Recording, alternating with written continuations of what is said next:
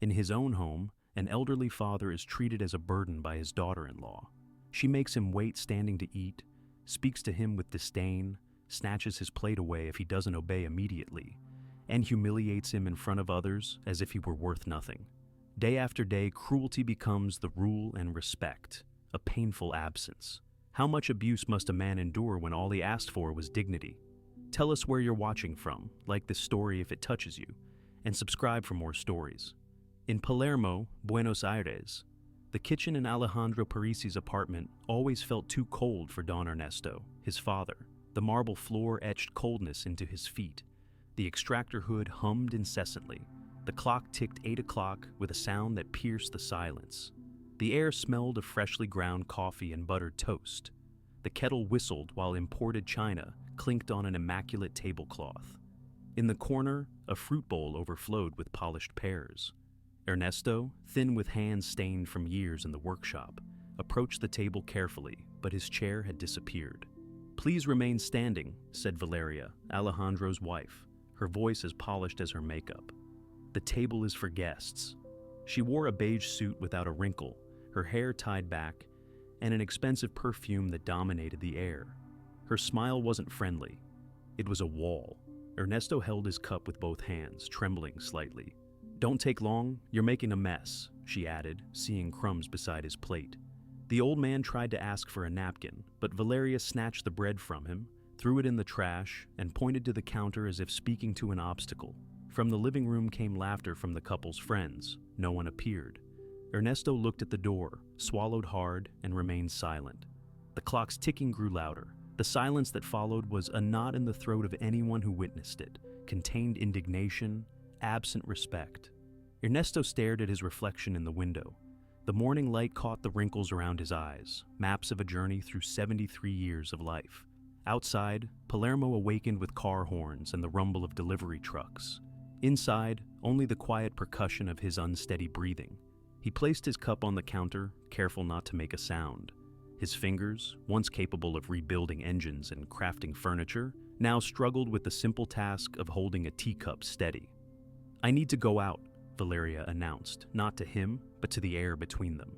She adjusted her pearl earrings in the reflection of her phone. "Alejandro has his meeting until noon. Don't touch anything in the living room. The cleaning lady isn't coming today." Ernesto nodded, his gaze fixed on the floor tiles. "Yes, Valeria." "And please," she added, her tone sharp like a paper cut, "try not to be visible when my friends arrive later. It confuses them." The apartment door closed with a definitive click. Ernesto remained motionless for several minutes, feeling the weight of invisibility pressing down on his shoulders. When he was certain she had gone, he allowed himself to slump against the counter. The pain in his lower back, a companion since his years at the workshop, flared as he relaxed his posture. The apartment was vast and modern, all sharp angles and minimalist furniture. Alejandro had bought it 3 years ago after his technology company went public. It was the crowning achievement of a meteoric rise that had taken him from a modest home in Junín to the heights of Buenos Aires society. Ernesto had moved in 6 months ago after his fall, a minor one, but enough for Alejandro to insist it wasn't safe for him to live alone anymore. "You'll have everything you need, Papa," his son had promised, his hand warm on Ernesto's shoulder. The best care, the best comfort. What Alejandro hadn't mentioned was Valeria's quiet fury at having an aging father-in-law disrupt her perfect home. At first, it had been small things, forgetting to set a place for him at dinner, scheduling home repairs when he was trying to rest, accidentally donating his favorite armchair. Then came the rules. Don't use the main bathroom, don't answer the phone, eat only at designated times, stay in your room when guests arrive. Ernesto shuffled toward the small room they had given him at the far end of the corridor, away from the master bedroom and the guest rooms.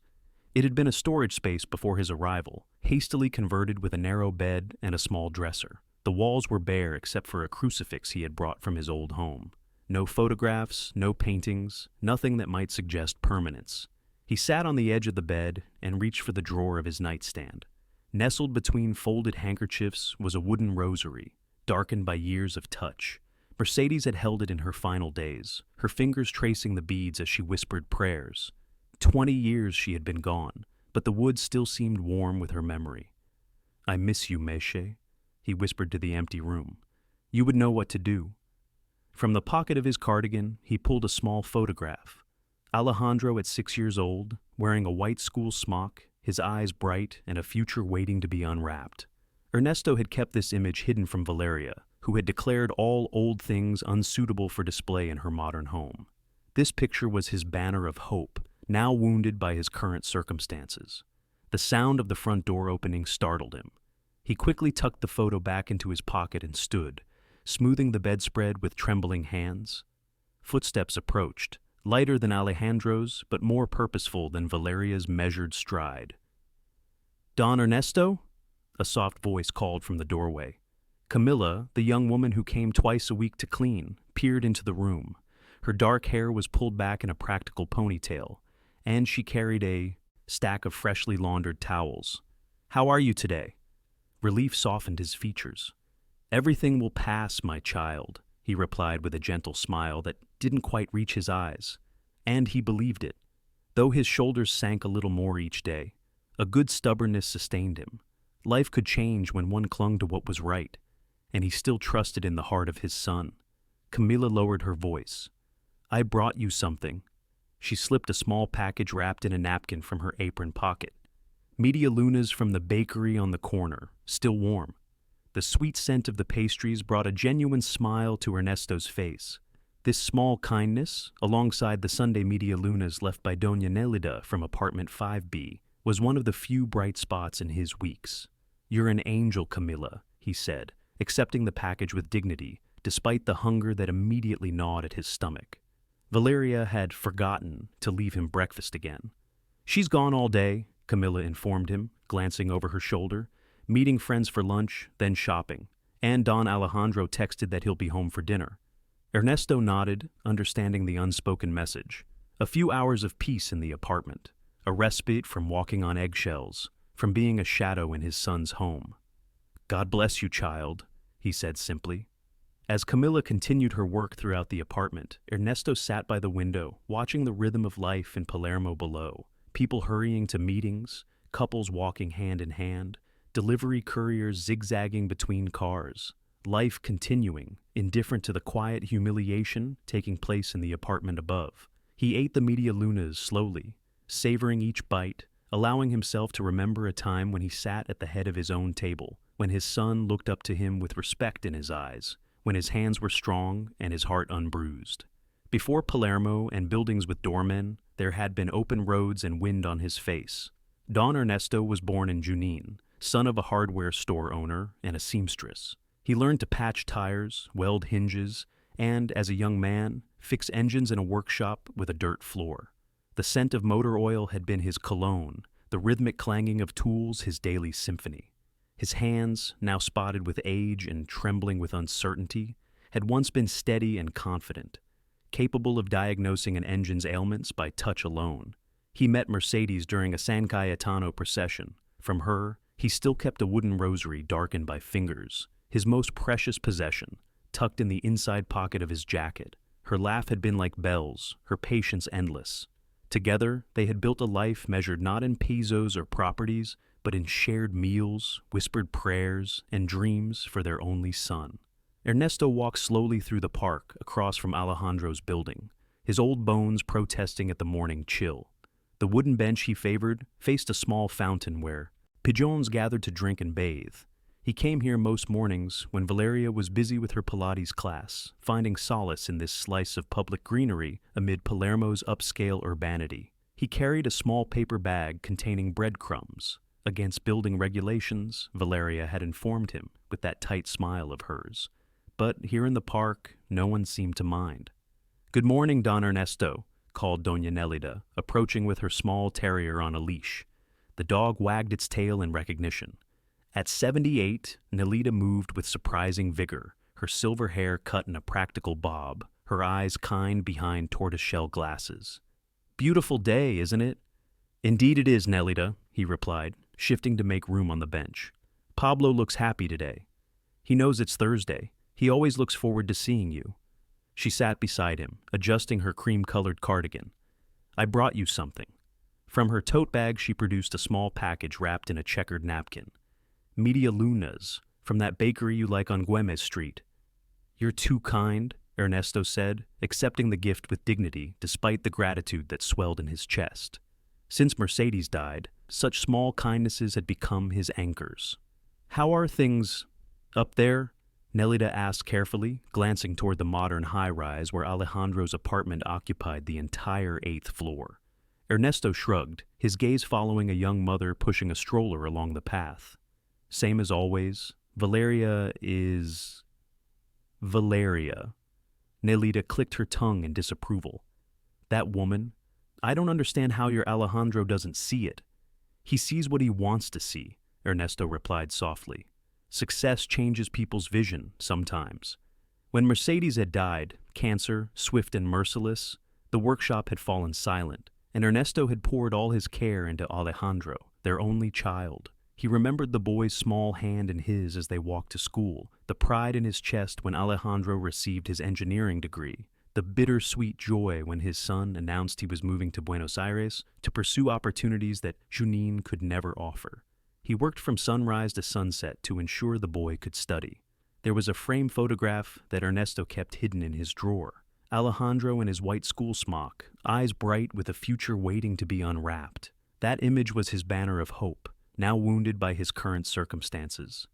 He was such a good boy, Ernesto mused, almost to himself. Always asking questions, always wanting to understand how things worked. He still is that boy, somewhere inside, Nelida assured him, patting his weathered hand. Sometimes people just need reminding. Ernesto scattered breadcrumbs for the eager pigeons, watching as they pecked and cooed at his feet. Mercedes would have known what to say to him. She always found the right words. The years after her passing had been lonely, but manageable. The Estet workshop provided enough income, and the small house they had built together sheltered him comfortably.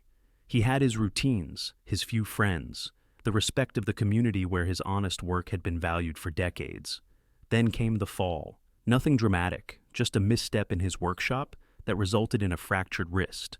Alejandro, visiting for the weekend, had been horrified by what he called the dangerous conditions of the house. The steep steps to the bedroom, the absence of grab bars in the bathroom, the workshop tools that could become hazards. Within weeks, decisions had been made. The house put up for sale, the workshop closed, and Ernesto transplanted to Buenos Aires like an old tree uprooted from familiar soil. He meant well, Ernesto said, more to convince himself than Nelida. He wanted to take care of me, as I took care of him. There are ways to care for someone without stripping their dignity, Nelida replied, her voice gentle but firm. You raised him better than that. Ernesto's gaze drifted to the children playing near the fountain, their laughter carrying on the morning breeze. I keep thinking it will get better, that Valeria will soften. Nelida's silence spoke volumes. They both knew the trajectory of Ernesto's life in that apartment, the increasing restrictions, the subtle humiliations, the growing isolation. In the building, the only ones who spoke to him with genuine affection were Doña Nelida, who left media lunas wrapped in a napkin on Sundays, and Camila, the employee who came twice a week and lowered her voice to ask, "How are you doing, Don Ernesto?" He would respond, "Everything will pass, my child." And he believed it.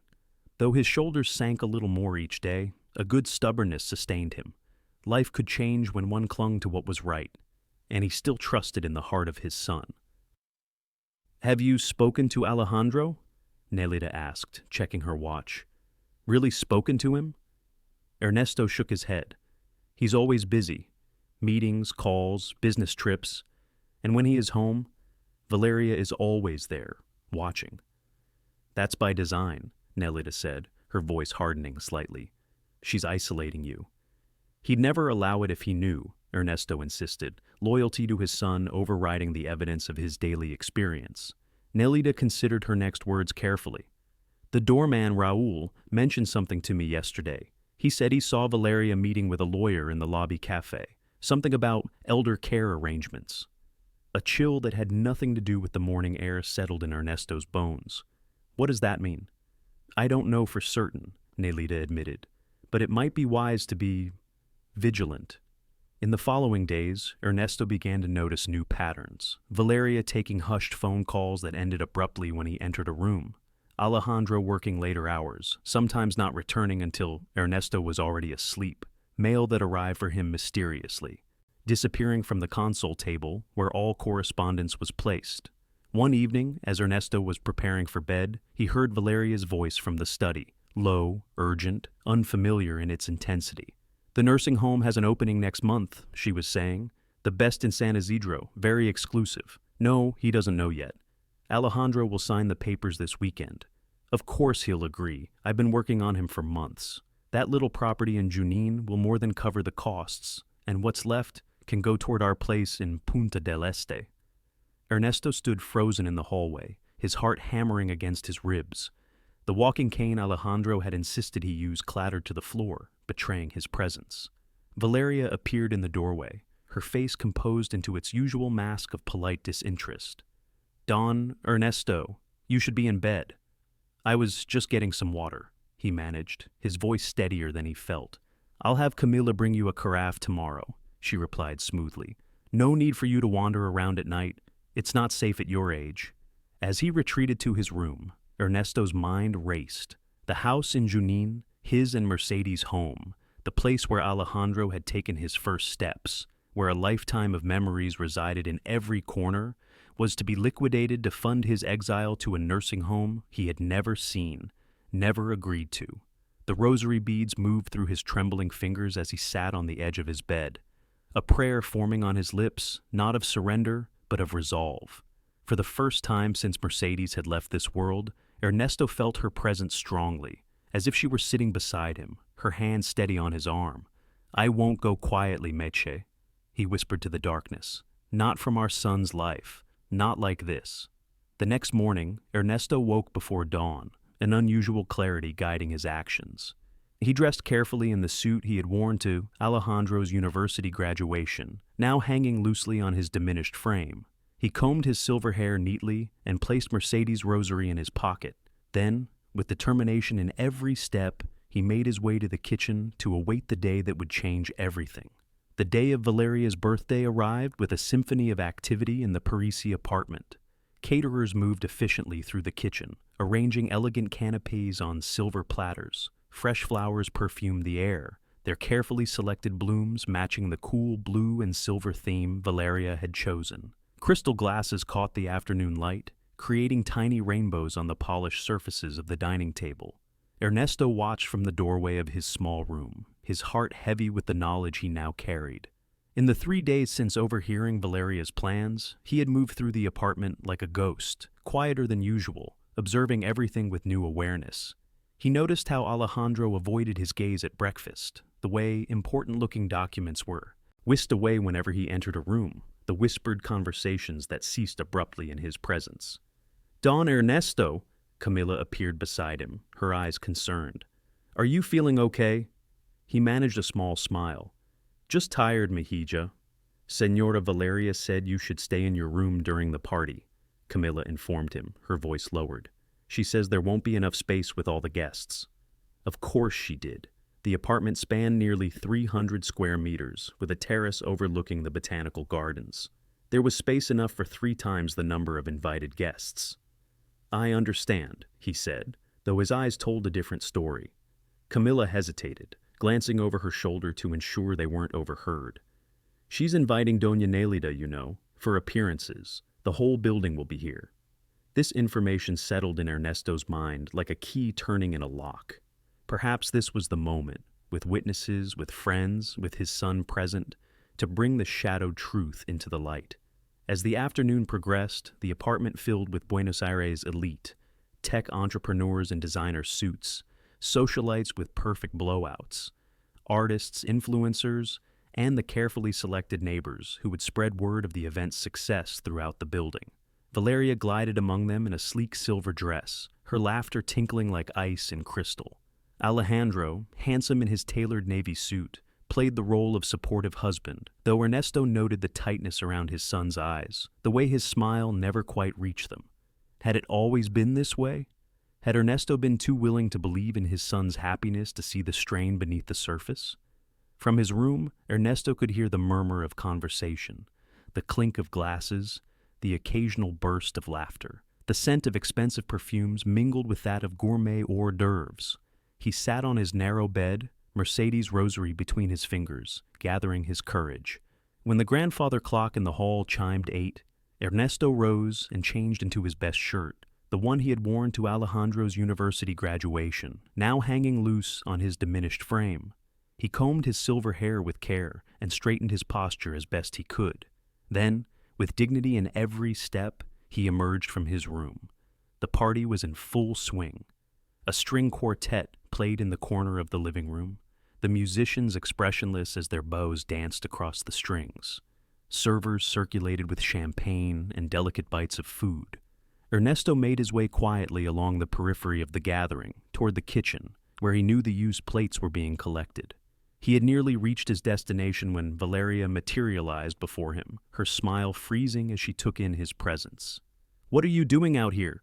she hissed, her voice low enough not to attract attention but sharp enough to cut. "I told Camilla you were to stay in your room." "I just wanted to help clear some dishes," Ernesto replied calmly, indicating the small stack of plates on a side table. "Help? You'll embarrass us." Valeria's perfectly manicured hand gripped his arm, her nails digging into his flesh through the thin fabric of his shirt. "Go back now." Ernesto stood his ground, a newfound strength coursing through him. "I have as much right to be here as any guest, Valeria. This is my son's home, too." Something dangerous flashed in Valeria's eyes. "You have rights only because we grant them.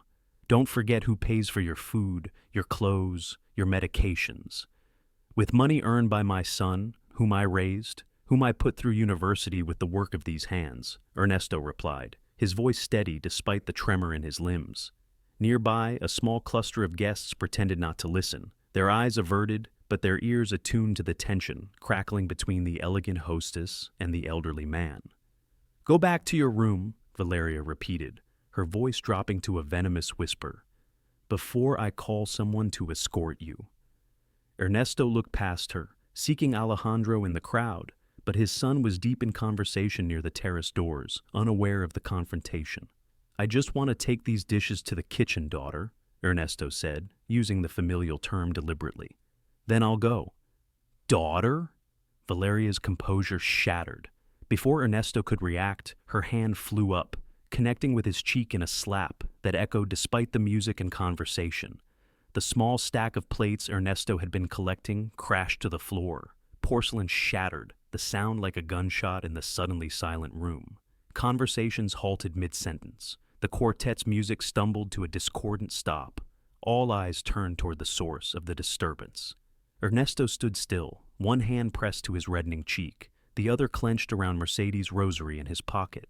The pain was secondary to the public humiliation, to the collective intake of breath from the onlookers, to the absolute stillness that followed.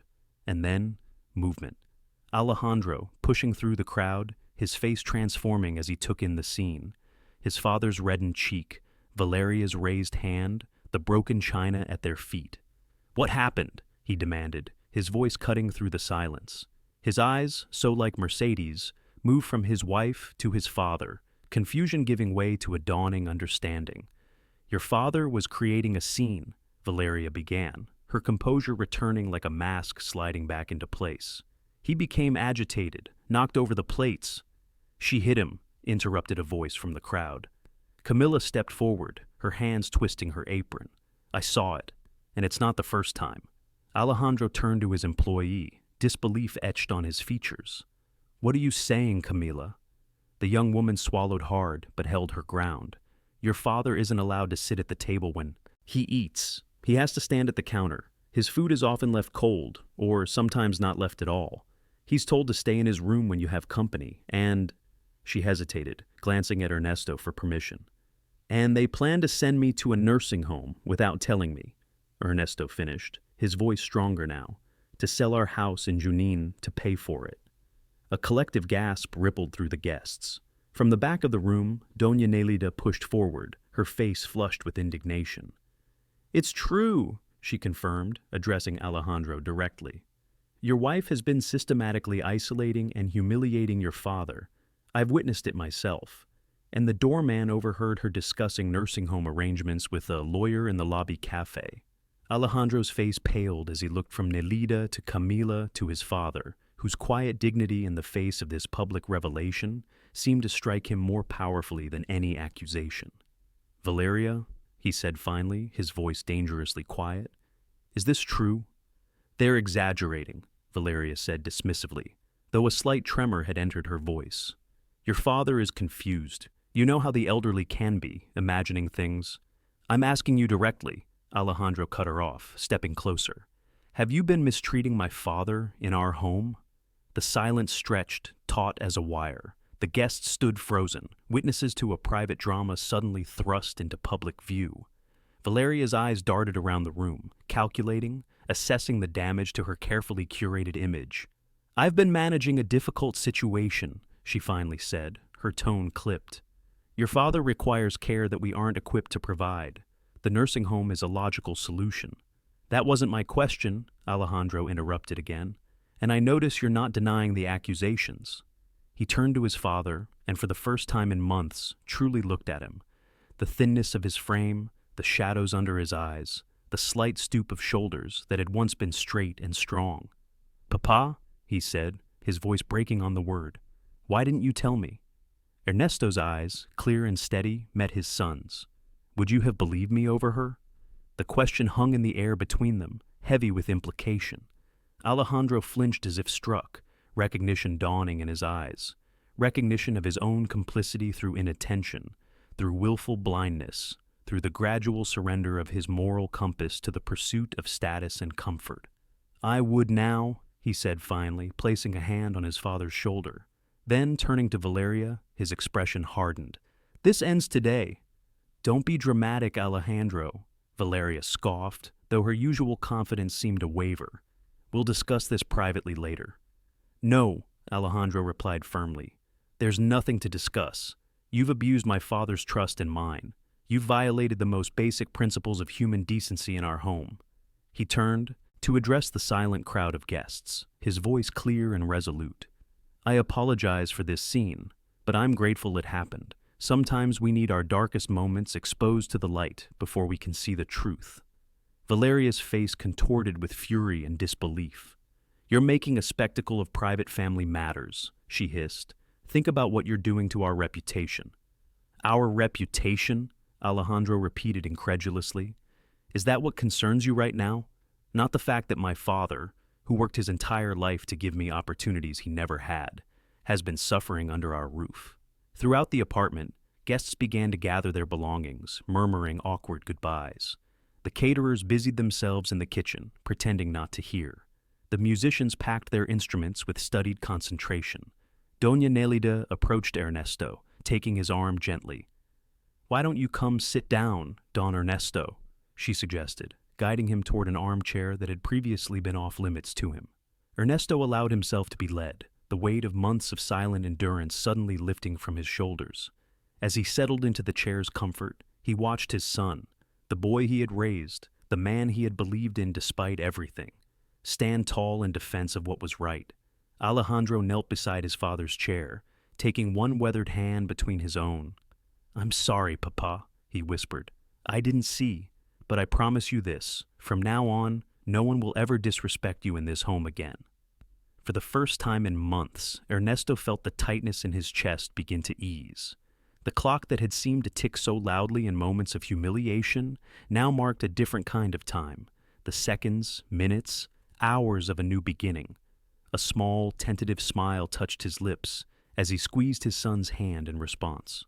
The party's aftermath left the Parisi apartment in disarray, not just physically, with abandoned glasses and half-eaten canapes, but emotionally, with truth hanging heavy in the air like perfume that had turned sour. Most guests had departed quickly, murmuring awkward goodbyes, eyes averted from the family drama unfolding before them.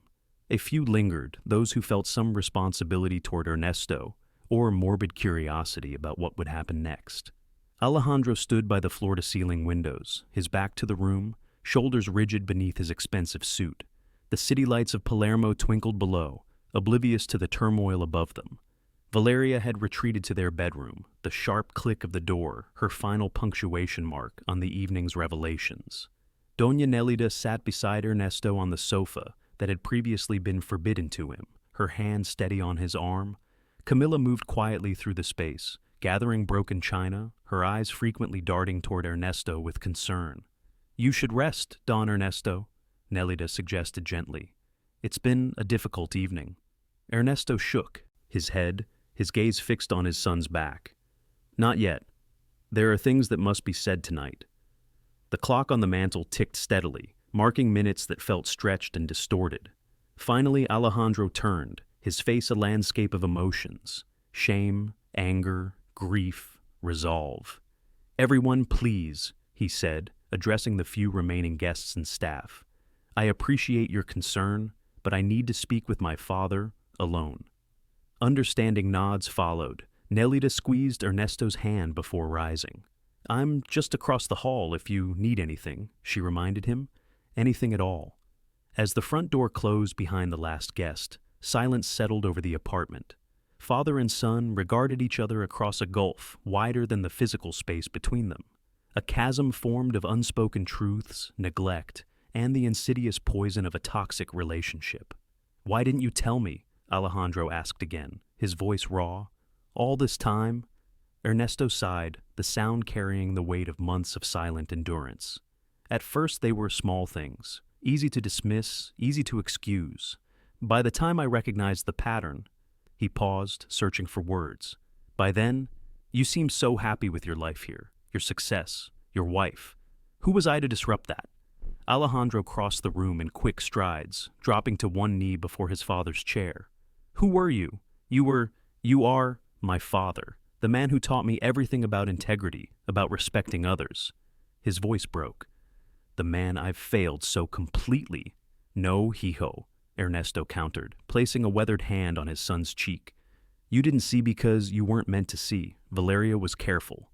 "That's no excuse," Alejandro insisted. "I should have noticed the changes in you, your thinness, your silence, the way you faded into the background whenever she entered a room." From the master bedroom, the sound of drawers opening and closing could be heard, Valeria apparently packing. Alejandro's jaw tightened at the noise. "I trusted her," he said, almost to himself. "I believed we shared the same values, the same vision for our life together." Ernesto nodded, understanding. "She showed you what you wanted to see, hijo. We all did, in our own ways." "Tell me everything," Alejandro said, moving to sit beside his father on the sofa. "No more protection, no more sparing my feelings. I need to know what's been happening in my own home."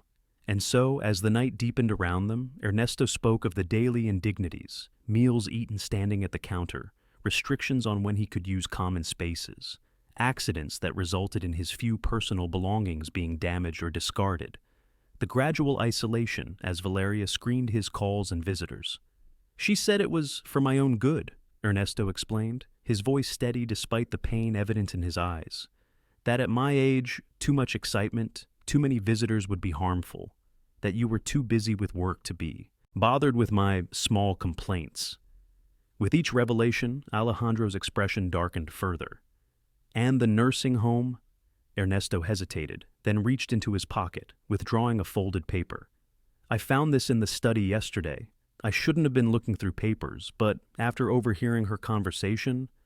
Alejandro unfolded the document, an application for admission to an exclusive residential facility in San Isidro, partially completed with his father's information.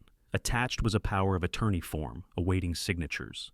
"She said you had already agreed," Ernesto said quietly, "that it was for the best, given my difficulties." "What difficulties?" Alejandro asked, bewildered. "According to this," Ernesto tapped the application, "I suffer from early-stage dementia and require specialized care."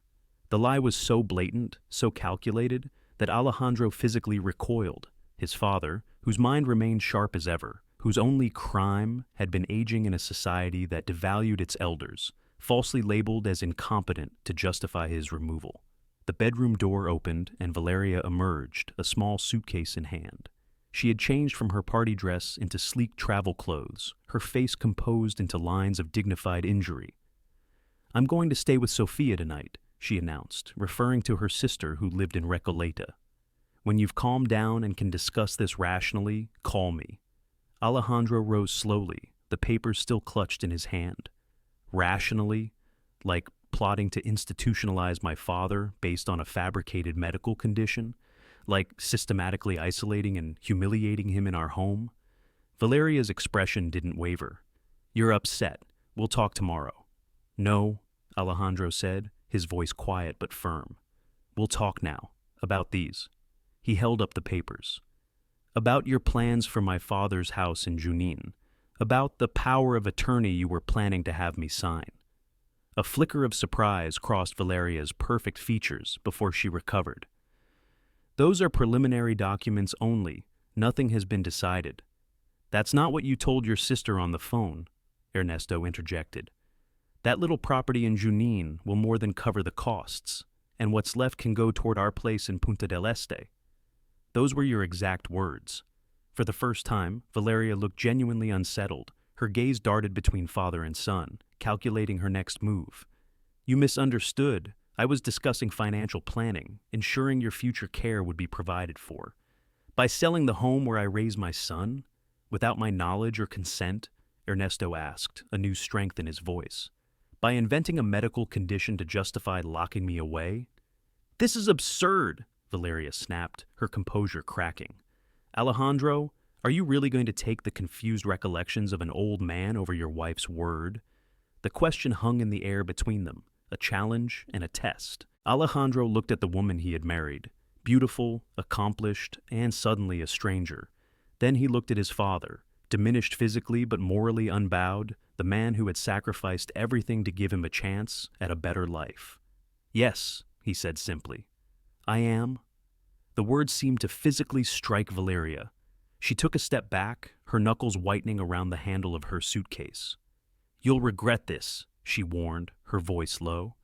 "You're throwing away everything we've built together over sentimental nonsense." "No," Alejandro corrected her. "I'm remembering what truly matters, what my father taught me before I allowed success and status to cloud my judgment." He crossed to the front door and opened it. "Go to Sophia's tonight. Tomorrow, I'll have my lawyer contact you about separation proceedings." "Separation?" Valeria's perfect mask slipped completely, revealing naked shock. "Over this? You can't be serious." "I've never been more serious in my life," Alejandro replied. "What you've done, what you were planning to do, isn't just a disagreement or a mistake. It's a fundamental betrayal of everything I thought we shared." "Your father won't be around forever," Valeria hissed, abandoning all pretense of concern. "Are you really willing to sacrifice our future for his few remaining years?" The cruelty of the statement seemed to fill the room like a physical presence. Alejandro's expression hardened into something Valeria had never seen before. A glimpse of the steel beneath the polished entrepreneur, an echo of the working-class father who had shaped him.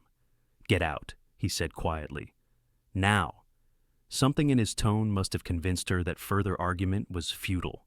With a final venomous glare at Ernesto, she swept past Alejandro and into the hallway. The door closed behind her with a definitive click. In the sudden silence, Ernesto released a breath he hadn't realized he was holding. His hands trembled slightly as he refolded the nursing home application, the evidence of how close he had come to losing not just his home, but his autonomy, his dignity. Alejandro returned to his father's side, exhaustion evident in every line of his body. "I'm so sorry, Papa," he whispered, his voice thick with emotion. "So sorry for not protecting you, for not seeing what was happening right in front of me." Ernesto reached for his son's hand, his touch gentle but firm. "The important thing is that you see now, and that you chose what's right, even when it was difficult." Outside, the first hints of dawn were beginning to lighten the Buenos Aires sky. A new day approached, one that would bring its own challenges, its own decisions, but also the chance to rebuild what had been damaged, to reclaim what had been lost. "What do we do now?" Alejandro asked, suddenly seeming very young despite his successful career, his expensive home, his adult responsibilities. Ernesto smiled, a genuine smile that reached his eyes for the first time in months. "Now, Hio, now we begin again." 7 days passed like a slow exhalation after a long-held breath. The Parisi apartment underwent subtle but significant changes. Windows left open to catch the spring breeze, cheerful music replacing the sterile silence. Photographs, long banished to drawers and boxes, now displayed on shelves and side tables. Most noticeable was the dining table, where a place was permanently set with Ernesto's name written in elegant script on a simple card. Alejandro had taken immediate action after Valeria's departure. His first call had been to Santiago Mendez, his company's legal counsel and a trusted friend. By morning, security protocols at the building had been updated, Valeria's access restricted, her belongings to be collected under supervision. By afternoon, financial accounts had been separated and interim arrangements filed with the court. "It's not vindictive," Alejandro had explained to his father over coffee that first morning. "It's protective, for both of us." Ernesto had merely nodded, relieved that his son was finally seeing clearly. The most profound changes, however, were invisible: the careful reconstruction of trust between father and son, the tentative return of Ernesto's confidence, the gradual easing of tension from his thin shoulders as he realized he no longer needed to brace for criticism or cruelty with each step through the apartment. On the seventh day, as Buenos Aires bustled below their windows, Alejandro called a different kind of gathering. The guest list was small but significant.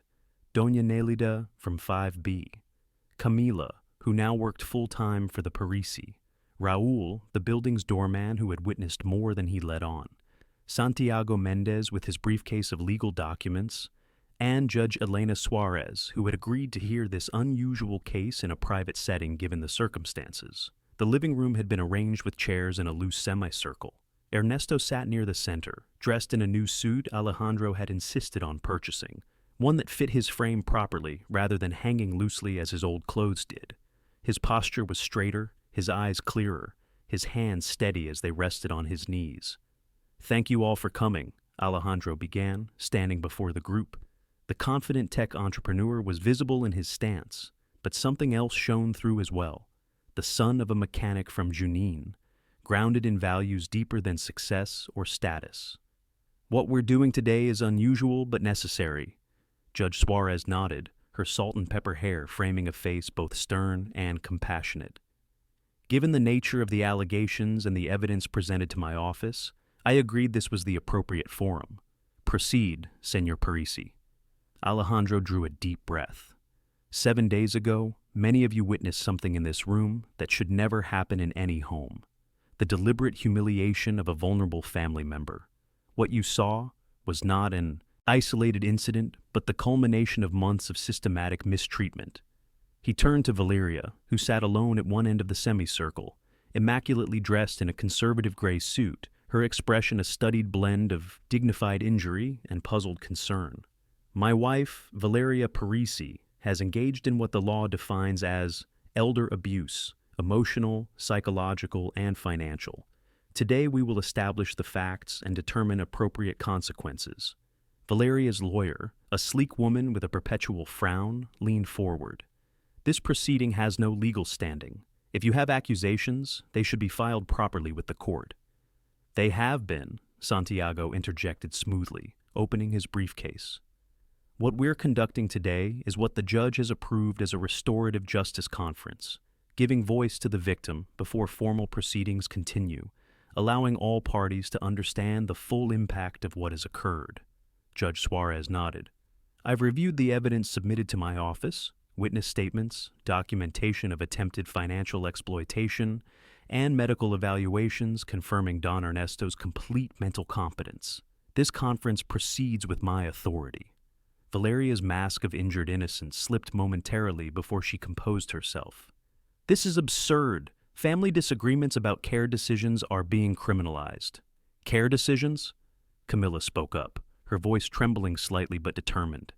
"Is that what you call making Don Ernesto eat standing up at the counter? Throwing away his food if he dropped a crumb? Telling him he couldn't use the living room, couldn't answer the phone, couldn't greet visitors?" Nelida joined in, her voice steady with righteous anger. "Or, perhaps, care decisions include isolating him from friends, screening his mail, or falsifying medical conditions to justify institutionalizing him without his knowledge." Raúl, the doorman who had observed the Parisi household for years, cleared his throat. "I witnessed Señora Parisi instructing delivery personnel not to speak directly to Don Ernesto. She told them he was—" He hesitated, glancing apologetically at Ernesto, mentally confused and might give incorrect information. Throughout these testimonies, Ernesto sat quietly, his eyes sometimes closing briefly as painful memories were voiced aloud. His fingers occasionally touched the rosary in his pocket, drawing strength from its connection to Mercedes. Valeria's lawyer attempted several objections, but Judge Suarez overruled each one with a simple gesture. When the testimonies concluded, the judge turned to Valeria directly. "Senora Parisi, do you wish to respond to these allegations?" Valeria straightened, summoning the poise that had served her so well in Buenos Aires' social circles. "What's being described is a gross mischaracterization of my actions. I have always had Don Ernesto's best interests at heart. If my approach seemed strict, it was only out of concern for his safety and well-being." "Safety and well-being," Alejandro repeated slowly. "Is that why you were planning to sell his house in Junín without his knowledge? Is that why you forged medical evaluations claiming cognitive decline?" Santiago removed another document from his briefcase, a partially completed power of attorney form with questionable signatures. "Or perhaps you can explain this?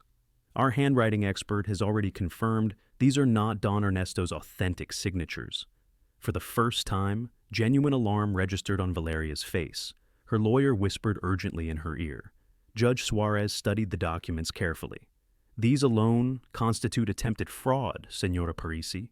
Combined with the testimonies we've heard today, you are facing serious legal consequences." "This is a family matter that's been blown out of proportion," Valeria insisted, though her confidence was visibly faltering. "I made some misjudgments, perhaps, but nothing malicious." "Nothing malicious?" Ernesto spoke for the first time, his voice quiet, but carrying the weight of months of suffering.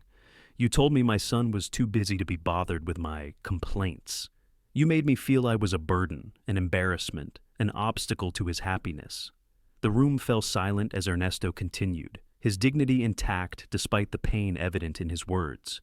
"You took away my chair, my voice, my place in my son's home. You planned to take away my freedom, my property, my few remaining years of independence. If that is not malicious, Valeria, then what is?" The simplicity and power of his statement seemed to fill the room.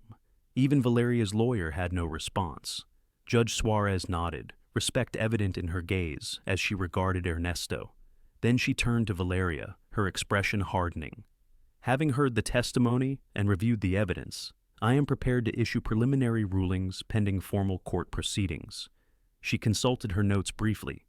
"Senora Valeria Parisi, you will comply with the following. First, a restraining order preventing contact with Don Ernesto Parisi. Second, mandatory participation in a rehabilitation program specifically designed for those who have committed elder abuse.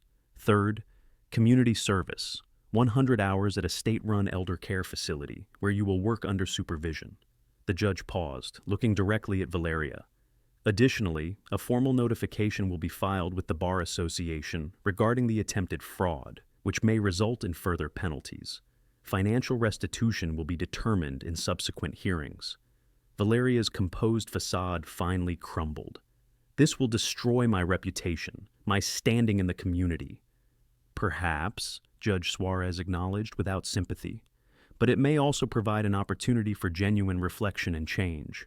The consequences you face are the direct result of choices you made, Senora Parisi. Nothing more, nothing less." As the judge, continued outlining the terms of her ruling, Alejandro moved to sit beside his father, placing a hand on his shoulder. "Are you okay?" he whispered. Ernesto nodded, his eyes bright with unshed tears, not of sorrow, but of relief. After months of quiet humiliation, of doubting his own worth, of wondering if he had somehow deserved such treatment, justice was finally being served. Not vengeance, not cruelty in return for cruelty, but proper, measured consequences that acknowledged the harm done and took steps to prevent its recurrence. When the judge finished her pronouncements, Valeria and her lawyer rose stiffly. The woman who had once glided through this apartment as if she owned every molecule of air within it now seemed diminished, her expensive clothes unable to conceal the smallness of her character laid bare. "We will appeal," her lawyer stated flatly. "That is your right," Judge Suarez replied, unmoved. "My clerk will see you out." As Valeria moved toward the door, she paused briefly near Ernesto, perhaps preparing some final barb or justification. But meeting his steady gaze, not triumphant or vindictive, merely present and undiminished, whatever words she had planned died on her lips. With a final, terse nod, she exited the apartment that had been the stage for her carefully orchestrated cruelty. The atmosphere shifted immediately, as if a cold draft had finally been sealed away. Nelida was the first to approach Ernesto, clasping his hands in hers. "It's over, my friend. It's finally over." Camilla wiped tears from her cheeks, smiling through them. "Don Ernesto, would you like some tea? With proper cookies this time, the ones you like with dulce de leche?" Ernesto smiled, the expression transforming his face, erasing years of worry and strain. "I would like that very much, Mejija." As the others gathered around, offering support and congratulations, Alejandro stood slightly apart, watching his father receive the respect and affection he deserved. In that moment, despite the pain and revelations of the past week, he felt something he hadn't experienced in years. Not the hollow satisfaction of business success or social status, but the profound contentment of having honored what truly mattered. Outside, Buenos Aires continued its endless rhythm of horns and voices in life. Inside, in an apartment that finally felt like a home, justice had opened the door to healing. A month after the hearing, Ernesto sat on the terrace of the apartment, breathing in the morning air of Palermo. The jacaranda trees below were beginning to bloom, their purple flowers a promise of spring's full arrival. The city stretched before him, a tapestry of buildings, parks, and lives intertwined. While behind him, the apartment that had once been his prison had transformed into a sanctuary. Each day brought small but significant changes. His medicines were arranged on his bedside table rather than locked away. His favorite armchair had been retrieved from storage and placed by the living room window. The kitchen, once a battleground of whispered humiliations, now welcomed him at all hours. Alejandro had even installed a special chair at the counter, its height perfect for Ernesto's comfort when he wanted to watch the preparation of meals. Most precious was the table that stood in the center of the dining area, polished wood with 6 chairs, one of which permanently bore a small brass plaque. Ernesto Parisi. It had been Alejandro's idea, a tangible symbol of his father's rightful place in their home. "Good morning, Papa." Alejandro emerged onto the terrace, 2 steaming mugs of coffee in his hands. He wore casual clothes, a simple sweater and jeans, rather than the formal business attire that had once been his uniform. "Did you sleep well?" Ernesto accepted the coffee with a smile. "Like a man with nothing to fear," he replied, his voice stronger than it had been in months. Alejandro settled into the chair beside his father, stretching his legs before him. The terrace furniture, once selected for appearance rather than comfort, had been replaced with pieces that invited lingering conversation, the simple pleasure of existing together in shared space. "I've been thinking," Alejandro said after a moment, his eyes on the cityscape before them, "about Junín." Ernesto glanced at his son, curious. They hadn't spoken much about the small town where both had been born, where Ernesto had built his life with Mercedes, where Alejandro had taken his first steps. "What about it?" Ernesto asked, wrapping his hands around the warm mug. "I thought we might visit this weekend, if you're feeling up to it." Alejandro turned to his father, something like hesitation in his expression. "I haven't been back since before everything." Ernesto's heart quickened at the thought of seeing his hometown, the workshop where he had spent decades with grease under his fingernails and pride in his heart, the small house with its garden where Mercedes had tended roses and basil with equal care. "I would like that very much," he said simply. Alejandro nodded, relief evident in his features. "I've been neglecting too many important things for too long, Papa. Places, people, memories that matter." They sat in companionable silence for a while, sipping coffee as the city awakened fully around them. Pigeons strutted along the edge of the terrace, hoping for crumbs. A neighbor's wind chimes sang softly in the morning breeze. "There's something else," Alejandro said finally. "Santiago called yesterday with an update on Valeria."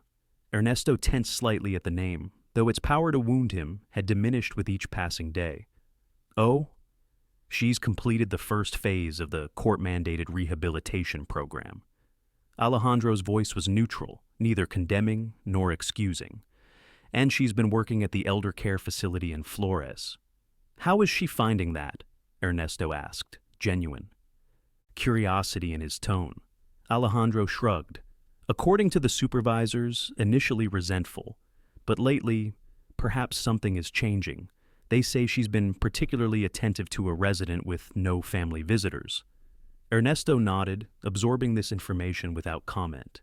He had never wished for Valeria's destruction, only for justice, for acknowledgement of the harm she had caused, for consequences proportionate to her actions. The thought that she might be finding her way toward genuine understanding offered its own kind of peace. The divorce proceedings are moving forward, Alejandro continued. It should be finalized by year's end. And how do you feel about that, hijo? Ernesto asked gently. Alejandro considered the question, his gaze distant. Lighter, he said finally. As if I've set down a weight I didn't realize I was carrying. For years, I thought success meant a certain kind of life. The right address, the right wife, the right connections. I lost sight of what you and Mama taught me. Ernesto reached over to place his hand on his son's arm, a gesture of understanding rather than pity. We all lose our way sometimes. The important thing is finding the path back. Inside the apartment, the phone rang. Alejandro excused himself to answer it, leaving Ernesto alone with his thoughts and the panorama of Buenos Aires spread before him. So much had changed in a month. Camilla now managed the household with warmth and efficiency, ensuring Ernesto's needs were met without ever making him feel like a burden. Doña Nelida visited frequently, bringing books they discussed over Mayday tea in the afternoons. Even Raúl, the doorman, greeted Ernesto by name when he ventured out for short walks in the neighborhood. Alejandro had made the most profound changes of all. He had restructured his work schedule, delegating more responsibilities to his management team. 3 days a week, he worked from home, his laptop often sharing the dining table with Ernesto's newspaper and coffee cup.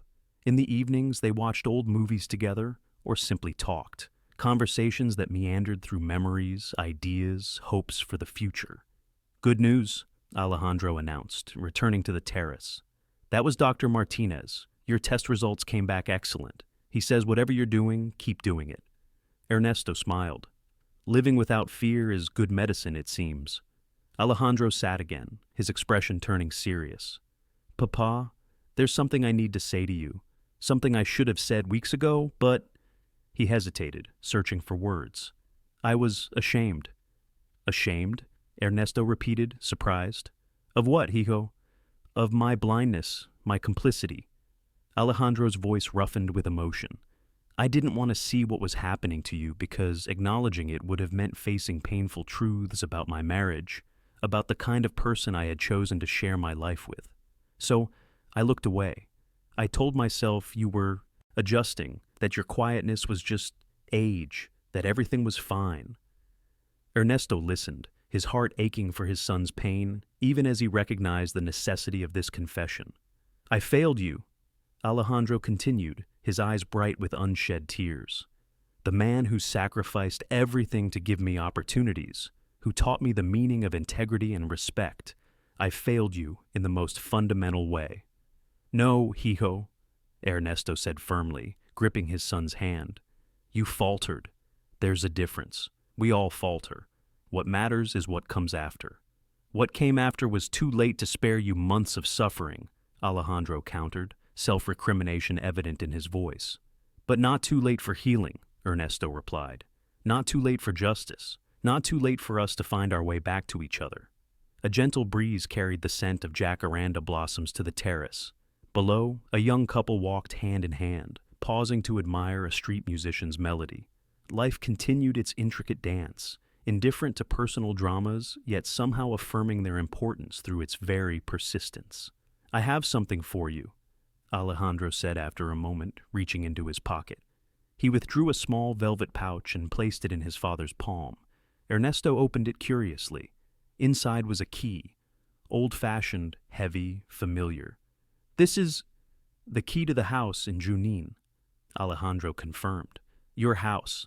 I've had the papers drawn up, returning full ownership to you. It was never mine to control. Ernesto stared at the key, emotion welling in his throat. The house he had built with his own hands, where he and Mercedes had raised their son, the home he had thought lost to him, restored with a simple act of justice. "But you wanted me close, for my safety," he said, remembering Alejandro's original justification for moving him to Buenos Aires. "And I still do," Alejandro replied, "but not at the cost of your independence, your dignity. The house is yours, Papa, to visit, to live in part-time if you wish, to keep as your own no matter what." Ernesto closed his fingers around the key, feeling its familiar weight and contours. "Thank you, Hico." "There's more," Alejandro continued. "I've made arrangements with a contractor in Junín to renovate the workshop. Nothing major, just updated safety features, better lighting, proper heating. You mentioned once that you missed working with your hands." Ernesto's eyes widened. The workshop had been his kingdom for decades, the place where he fixed neighbors' appliances, built furniture for friends, taught his son the value of honest labor. The thought of returning there, of feeling useful again. "This means so much to me," he said, his voice husky with emotion.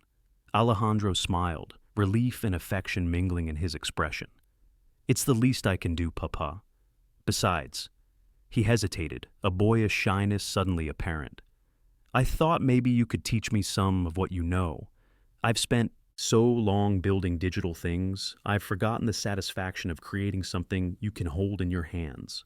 The request, so simple, yet carrying such profound meaning, touched Ernesto deeply. His son, the successful tech entrepreneur, wanted to learn from him again, as he had as a boy standing on a wooden crate to reach the workbench. "I would be honored," Ernesto replied, his voice steady despite the emotion swelling in his chest. "Though you might need to be patient with your old man. These hands aren't as nimble as they once were."